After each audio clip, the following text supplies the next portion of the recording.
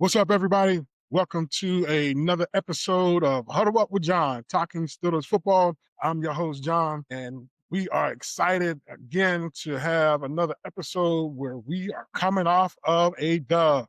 Kudos to the Steelers for going into Baltimore T Stadium and giving the Ravens an old-fashioned AFC North beatdown as they come away with a win, 27-22.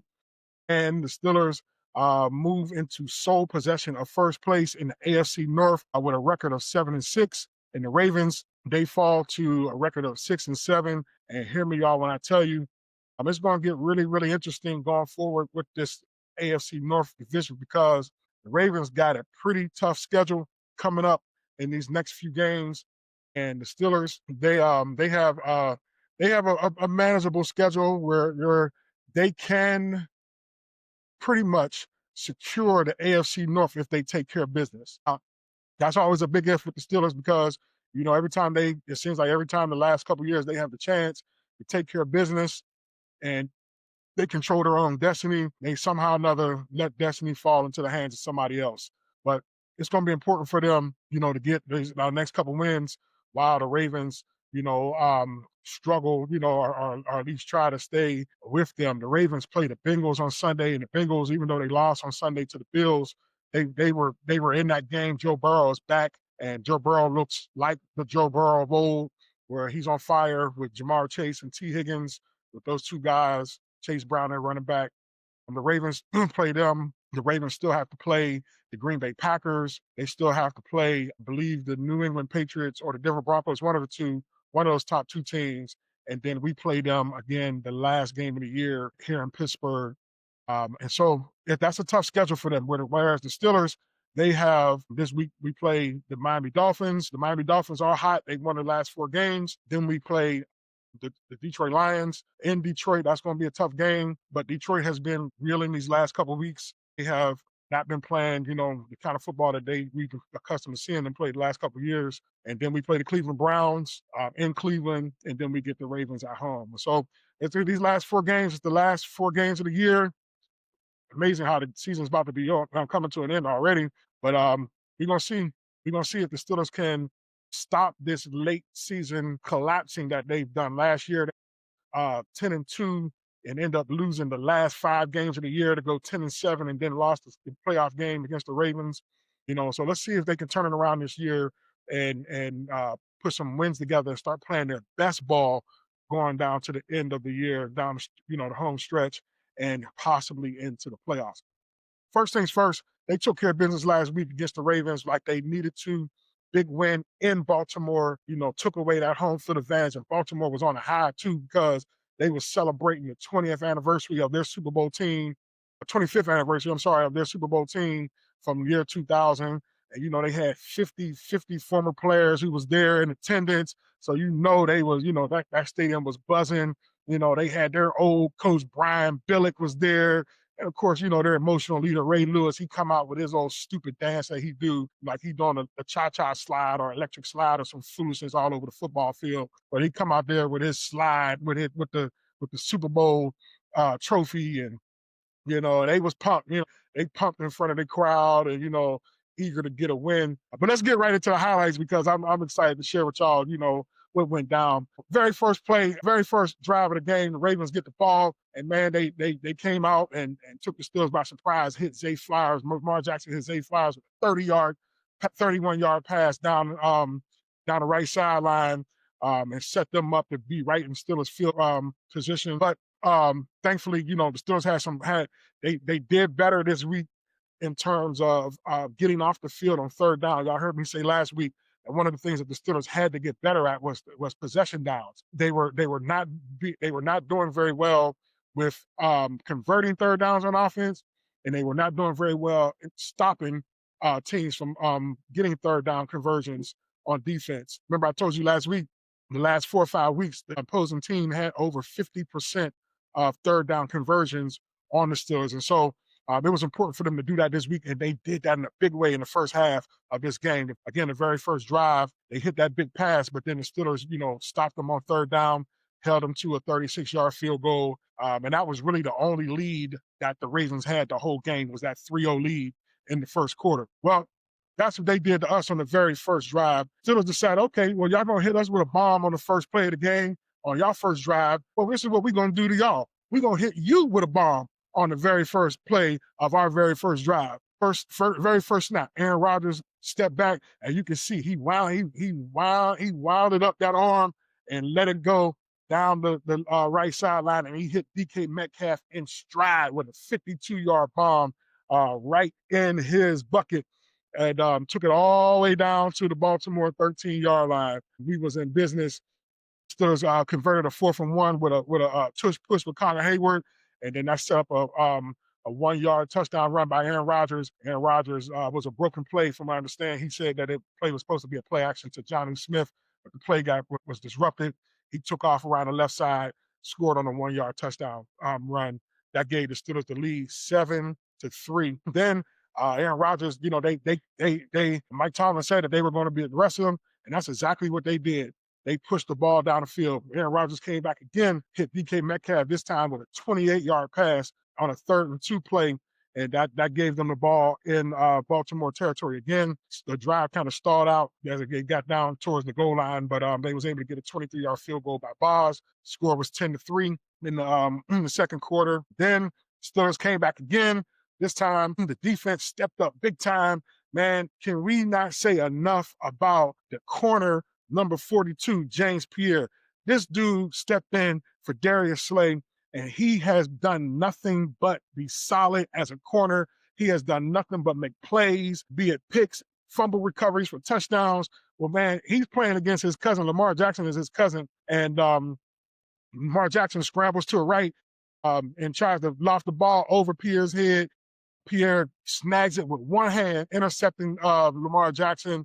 We still get the ball back at the Baltimore 36-yard line. Then Rodgers hits Kenneth Gainwell for a 6-yard touchdown run, and then they get a field goal that made it 17-3. Steelers was up 17-3 with like a couple minutes to go in the half. The Ravens did get a touchdown run by Lamar Jackson, right before halftime. He scrambled for 6 yards, but they missed the extra point, so the score was 7-9 at halftime. Just, first half, Steelers was really aggressive in the passing game, which they needed to because Baltimore had committed to stopping the run, so they was putting an extra man in the box. Well, what better way to beat that is you got to throw the ball. You cannot run into 9 and 10 men stacked boxes. And I said that last week, something that the Steelers was doing in a very stubborn way last week against the Buffalo Bills. The Bills were putting 10 men in the box, 9 men in the box, and the Steelers would stubbornly run the ball. Like, you're very rarely going to have success running the ball against a team that has everybody in the box ready to stop the run. Everybody knows you're going to run, or assuming you're going to run, and they're prepared to stop the run. Well, the Steelers did the smart thing this week by, instead of running the ball, they passed the ball. And as they passed the ball, they kept taking deep shots. Like I said, Rodgers hit Metcalf twice on deep shots in the first half. That loosened up that defense. And the safety had to get out of the box and play too deep.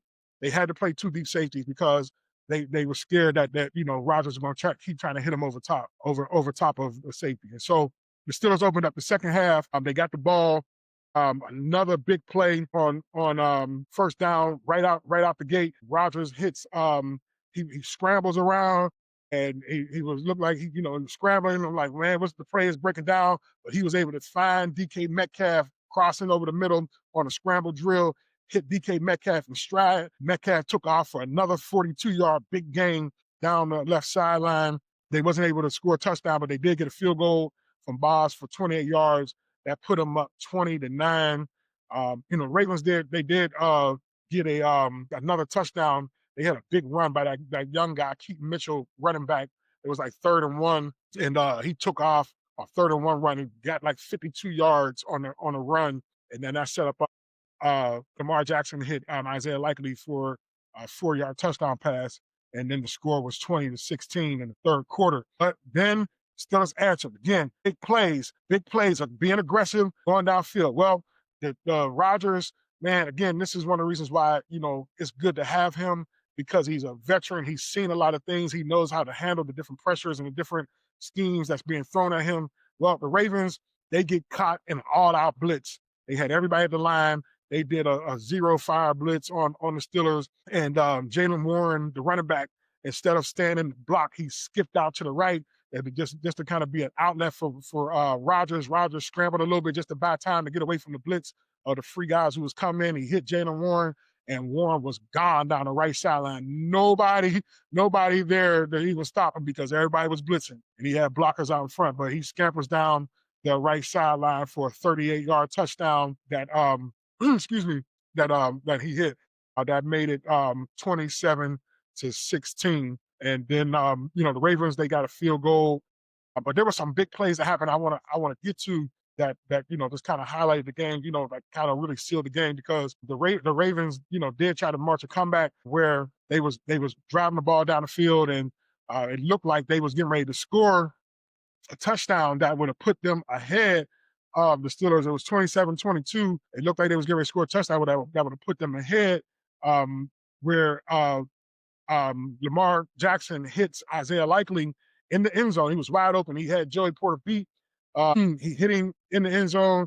However, refs overturned the call. First, they called it a touchdown because it appeared that he got 2 feet down, but then he lost control of the ball. So the rule states, this is for all y'all sore losing Ravens fans who might be watching this podcast, and this is for all my Steelers fans who said, oh man, I thought that was a touchdown. No, the rule states here clearly, if you catch the ball in the end zone and you possess the ball, all you need is 2 feet down and possession of the ball. Possession of the ball. Keywords. Possession of the ball plus 2 feet equals a touchdown. However, if you lose control of the ball, then what needs to have happened before you lost control is you need 2 feet down plus make a football move prior to losing control or possession of the ball. Now, he lost possession of the ball, but prior to losing possession of the ball, he only got 2 feet down and he did not make a football move in order to secure the touchdown. That's why it was called incomplete. He caught the ball, he had 1 foot down, 2 feet down, but because of Joey Porter Jr.'s persistence in trying to make sure that he knocked the ball out, he was able to either hit his arm or he hit the ball, one of the two, to cause him to lose control of the ball before he got a 3rd foot down, which would have been equal to a football move, which would have then made the touchdown or the catch a touchdown. But he lost control of the ball before the 3rd foot came down, before the football move. Therefore, incomplete pass, no touchdown, and y'all can cry a river all you want. It was not a touchdown according to the rules. Boom, bam, boom, bam, boom, bam, bang. All right, so then it's 27-22, and now they mad because it was they went for it on 4th down. They didn't get a 4th down and still take over the ball. They go back and forth. It came down to, again, the Ravens always comes down to, this is why, I told people I was watching the game with, I don't know why y'all shocked, why y'all biting y'all nails. Still a Ravens game always comes down to like 1 or 2 few plays. And it comes down to the buzzer beater, man. Like, this game is always going to go to the wire. You very rarely in our years of watching the Ravens and Steelers play have you seen blowouts where the game was like over, in the 3rd quarter or early 4th quarter. Like last year in the playoffs, they blew us out. They beat us pretty bad. But, like, you haven't seen a blowout in years, back since in Roethlisberger days, or, Joe Flacco days when they would, trade blows in terms of blood. But anyway, these games always come down to the wire. And it came down to the last drive. They got the ball. The Ravens got the ball, and they were driving, with just like about 50 seconds to go in the game, and they get down to the Steelers like 35, 30, 40-yard line, and it was 4th and 5, and Lamar Jackson, he drops back the pass, and Alex Highsmith steps up and sacks him to end the game. Game was over. Steelers win 27. The Ravens, they was, again, like I said, they was crying a river, but hey, you win some, lose some. How about you make enough plays so that the game don't come down to the referees making a decision or calling a play that you thought you should have gotten. How about that? Right? Well, that's what Coach Tomlin said. He said, there's always going to be plays that are questionable. How about we make enough plays so that we can overcome the plays that are questionable, so that we're not sitting here blaming the referees for a loss that really wasn't on the referees, it was really on us. So at any rate, again, 27-22, the Steelers won. Beat them, in their home. They was celebrating in the locker room, walking their trap, take over their trap. It's their favorite song when they go into another stadium and beat the team that they played in their home stadium. So they was celebrating, big win. Again, it gives us a 3-1 record in the division. Gives us, a 1-game lead over the Ravens in the AFC North. And like I said, Ravens got a tough schedule coming up. Steelers got a schedule that's manageable. If they can take care of business, their destiny is in their hands. They can control their own destiny. They can get a home playoff game, and hopefully, get a home playoff win. All right. So just some highlights and lowlights, from this game. Highlights I want to say, to the offense, the passing game was working. Aaron Rodgers' deep ball was working in this game. He hit DK Metcalf on a couple long bombs. He hit Jaylen Warren for that long, that 40-yard touchdown, 38-yard touchdown. He even hit Calvin Austin for a 31-yard pass on a 3rd and 2. Down the left sideline, hit him in stride. The deep ball was working, and that was helpful because it made the defense honest. It made the defense get out of that 9-10-man box and have to play too deep to make sure that they didn't let anything get over their head or behind their backs. But, the only thing I will say is, even though the deep ball was working, that running game still wasn't working. But, again, Baltimore, there's always stout against the run. The running game didn't do well at all. They only had 34 yards the whole game. 34 yards. 2 yards of carry. They only ran the ball 17 times, but that's okay. Like I said, the deep ball was working, and the Steelers were very aggressive in going after that. So, thankfully they made plays and it worked. Shout out to Aaron Rodgers and to the offensive line for great pass protection. Aaron Rodgers didn't get hit once. He didn't even get sacked at all. So great job by the offensive line with pass pro.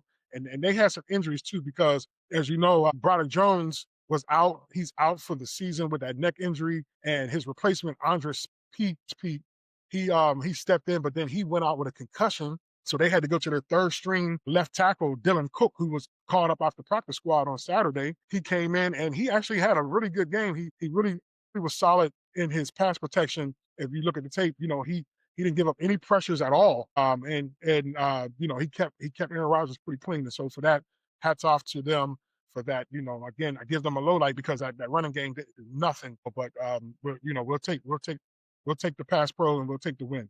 So highlight for the offense, the passing game, DK Metcalf, 7 catches, 148 yards. Kenneth Gainwell, another solid production man, 6 catches. He caught 6 passes. He's becoming their number 2 wide receiver pretty much because he's catching passes. Shout out to Jaylen Warren.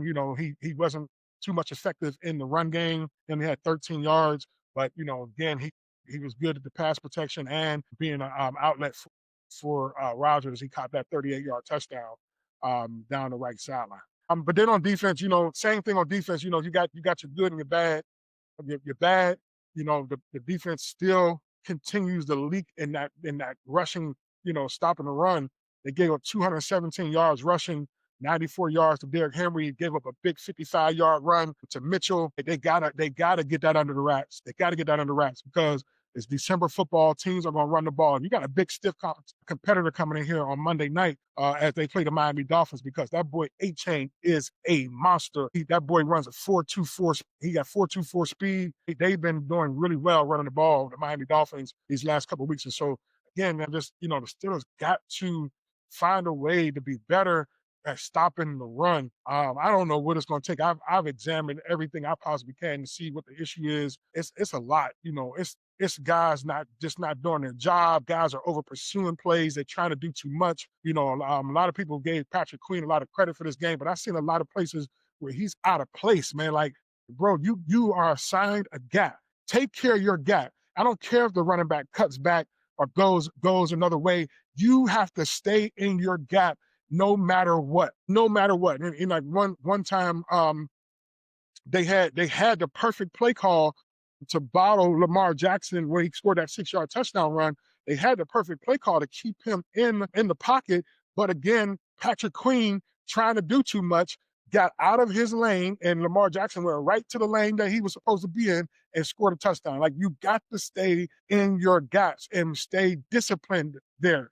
Don't worry about what the quarterback does or what the running back does. Let the other guys who are on your defense handle their gap, you handle yours. And if we all handle our gap, then there ain't no gaps for these running backs to get through, right? So I just hope that they can, do some more work to stop that. I heard Chris Hope, the former defensive tackle, who's a analyst now for the Steelers, after the game, he talked about even Keanu Benton, as good as he has a potential to be, he sometimes doesn't play the proper gap as nose tackle. So they got to get better at that. But they gave him 200 yards rushing.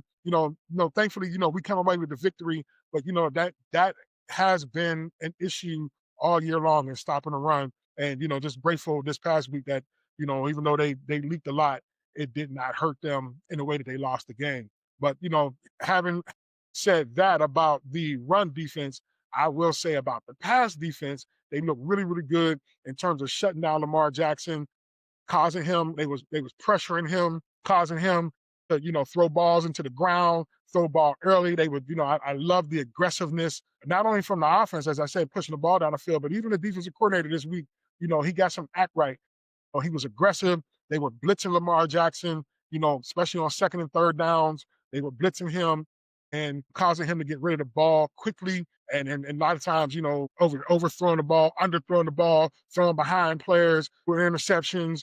There was a lot of plays he left out there on the field because he was being pressured by the Steelers' front seven. And this week, the third down conversion rate was, they dropped it from over 50% to the Ravens only had 38% percentage converting third downs. That's great work by the defense to work on that and to get better at that this past week, where they have been failing to do that in weeks past. And so, again, hats off to them. Again, James Pierre, great game by that dude. He's really solidified that corner spot that they released Darius Slay. Him, Joey Porter, Brandon Echols had a well of a game, man. Like, he played that slot. Man, in the first half, he had like the first 3 drives with the Ravens, he shut them down. He had the pass breakup on third down. He sacked Lamar Jackson on third down. He broke up a pass on two breakups on third down and a sack on third down. But Echols, man, he's been playing really great at that slot position, allowing Jalen Ramsey, who was supposed to be the slot, allowing him to just stay at free safety and cover everything deep. By Echols is handling the slot really, really well.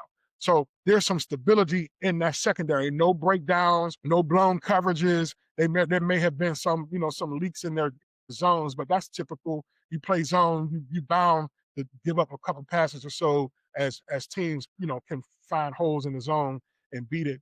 But, other than that, man, the secondary played really well. The front seven played really well in terms of, bottling up Lamar Jackson. Alex Highsmith had a really good game. Even when they did do a good job of stopping the run, he was highly involved in that, was setting the edge. I was very happy to see that with Alex Highsmith, who y'all know I'm very critical of because I feel like his production has not matched that contract that he got. But, he has games and spurts where he does do some things. And, thankfully he showed up this past game, especially with that sack to end the game against Lamar Jackson. But, hats off to the defense. I also want to give a highlight to the special teams. The punter, y'all know last week against Buffalo, man, he had a bad game. Punter was kicking 30-yard punts like 4 or 5 times last week. He didn't do well last week, but this week against Baltimore, he really had a really good game. And the big punt that he had was the last punt of the game that where the Steelers was backed up into their own, inside their own 10-yard line, and he had to punt the ball from like 2 yards deep into the end zone on this last drive. It was imperative that he get off a good punt because you don't want to give Baltimore the ball back with a minute and a half to go. All they got to do is go maybe 40, 50 yards and score a touchdown. It was imperative that he got a good punt. And, man, he boomed that ball 65 yards, put the Ravens all the way back to like their 35-yard line, 40-yard line, somewhere like that, somewhere 35-yard line. That was a great punt that flipped the field for us. And then after they covered the punt really well and stopped them, then the Ravens got a holding penalty that pushed it back another 10 yards. So it was a great all together that pushed them back, but also allowed the clock to run out because the Ravens had run out of timeouts. The clock was able to run out, and they eventually stopped them. So kudos to the punter, kudos to the punt coverage teams and the kickoff coverage teams. Ben Steronik, the wide receiver number 15, their gunner, he had a good game, man. He was making hits and plays all over the special teams. Same thing with Carson Bruner, linebacker, Mark Bruner's son, former tight end for the Steelers. He had a really, really good game on special teams. It was like every kickoff, man, he was getting hits on that returner. So shout out to them, making sure that we control the field in terms of field position, with those kicks, those kick returns and punts. They special teams did a really good job of helping the Steelers to secure victory in this game. So that's the highlights and lowlights from the game. Again, I give credit where credit is due. So we definitely want to give credit to Mike Tomlin and his coaching staff, for being aggressive on offense and taking shots down the field during the first half to loosen up that defense, and give credit to the defensive coordinator for being aggressive and going after Lamar Jackson, not sitting back in zones, letting him pick you apart, being aggressive in the run defense. Again, like they gave him 200 yards, but there were some times when they needed to shut them down, they did. And that was important. That's why, look at that 200 yards and say it could be a little deceptive, because that boy did break off a 55-yard run. You take that 55-yard run off of him, and you're down to about 145 or 150, somewhere around there. And that yards per average is a little bit lesser than what it really is. But I will say that they did make some stops when they needed to make stops in the run game, and for that, that kudos to them. And they had to do it too with injuries, so we want to look out for that next week. They had injuries in this game, especially concussions. You had Darnell Washington, the tight end, he went out with a concussion. You had Malik Harrison, their rundown linebacker. Like, I really thought they was going to be in trouble with stopping the run, because that's the dude that they employ to stop the run on defense. He went out with a concussion. And then also, I believe it was the left tackle who was it Calvin Anderson? I believe so. Calvin, one of those guys had a concussion. So they got some injuries that hopefully they'll get over this week. And those guys will be able to come back and play. Mike Tomlin did say that they do hope to get Derek Harmon, their rookie defensive lineman, back. Hopefully he could be back. That's going to help with the run defense, because when he's in the game, they actually stop the run better than they do when he's not in the game. Hopefully these guys, him, Washington, Harrison, DK Metcalf, he had an injury. They said he had a stomach injury that he had to get off the plane and go to a Baltimore hospital after the game, but he checked out okay and was able to get to Pittsburgh okay. So hopefully he'll be back on Monday night, as the Steelers are getting ready Monday night to play again the Miami Dolphins. The Miami Dolphins have won 4 in a row. Their running game is solid. Like I told you, they got A-Chain, number 28. That little dude is fast, man. He's 4.24 speed. He's fast. He got good vision. He hit holes, and they got speed on there. They got speed on that Miami's offense with him, Jalen Waddle, their wide receiver. He is fast, and he's a great route runner. Of course, you got their quarterback Tua, and then they signed Darren Waller, the tight end, the big tight end. He used to play for the Ravens, used to play for the Raiders. He was retired, but he came back. And since he's been back, he's been balling for the Dolphins, helping out Tua. So he's a big tight end. They're gonna have to keep an eye on him on Monday night. Then also, defense, and it's the return of that dude, Minkah Fitzpatrick, who the Steelers traded, to the Miami Dolphins for Jalen Ramsey and Jonnu Smith this offseason. Minkah has been balling out this year. He's been doing for the Dolphins what he did for Pittsburgh. Like Mike Tomlin calls him a Swiss Army knife. He played free safety. He could play slot. He could play nickel corner. He could play big safety, to come down and stop the run. And from the little bit that I did watch with Miami, that they got him doing everything, and he's been excelling, man. I think it was 2 weeks ago, he had a pick six. It looked just like the pick six he had when he first came to Pittsburgh. Intercepted the ball right at the goal line and took it back 99 yards for a touchdown. So Minkah is back to his old ways. So Rodgers is going to have to beware of Minkah Fitzpatrick at free safety and their corners. They got some, decent corners. They got a pass rush that's pretty solid too. Bradley Chubb, former first-round draft pick, man. He's been doing well this year. So they're going to have to look out for him and give Dylan Cook. If Dylan Cook starts at left tackle, they're going to have to, give him some help, because the Dolphins pass rush is pretty potent. So it's going to be a very good game. Again, the Steelers need to win, but I think we should be good. It's Monday Night Football. The Steelers have won 22 games in a row on Monday Night Football. They have not lost a Monday Night Football game since 1991. So let's hope that they keep that streak going. It's going to be some exciting things happening on Monday night. You got Monday Night Football. You got Minkah coming back for the Dolphins to play against the Steelers. Monday Night Football, you got the Steelers wearing your Keller Rush jerseys. You see, I got my Keller Rush on, my Ryan Shazier Keller Rush. The Steelers is wearing their Keller Rush jerseys on Monday night. Also, it's going to be cold. It's going to be 15 degrees Monday night, which suits well for us. Bad for the Miami Dolphins coming out of that. But I understand, I got people who I know down there talking about it's 80 degrees down there in Florida. Miami's coming out of 80-degree weather to coming up here to play in 15-degree weather. That's going to chill their bones, right? And hopefully chill their soul and cause them, some trouble. But it's going to be a cold one Monday night as they come up here to play us. And then the big thing is on Monday night, as Steelers fans, we should all be looking forward to as the Steelers are inducting 3 great former players into the Steelers Hall of Honor. Joey Porter Sr., he's going in as the Hall of Honor, into the Hall of Honor. Maurkice Pouncey, their long-standing center, he's going to the Hall of Honor, and Big Ben Roethlisberger is going to be inducted into the Steelers Hall of Honor on Monday night. So that should be exciting. Make sure y'all tune into my page on Facebook as I'm going to record that out. I'll have it recorded and uploaded to my Facebook page, Huddle Up with John, Talking Steelers Football. You'll be able to see that celebration online as I share that with you. So looking forward to it. I'll be there. Hopefully the Steelers come away with another win. If we can get this win, we go 8-6. And hopefully the Bengals will take care of business and give the Baltimore Ravens another L. And the Ravens will go 6-8. We 8-6. That's 2 games up. If we do that, that puts us in great position to control our destiny and win this division. And we can come out this season with a division win, then that also gives us a home playoff game. And a home playoff game raises our chances of having a home playoff win. Because that's what we need. We need to get to the playoffs, but we need to win when we get there, right? And hopefully, as Aaron Rodgers says, that'll stop the media and everybody else from talking about Mike Tomlin being on the hot seat. But let me just let y'all know that if they don't control their destiny and fold like they've done the last couple of years, don't make the playoffs or get to the playoffs and lose a home game or lose an away game, Mike Tomlin is going to be right back on the hot seat, and rightfully so. I'm one that says that he has to win. Forget all that last 18 years of having winning records and yada, yada, yada. Man, no, it's about what have you done for me lately, right? And we need to win now.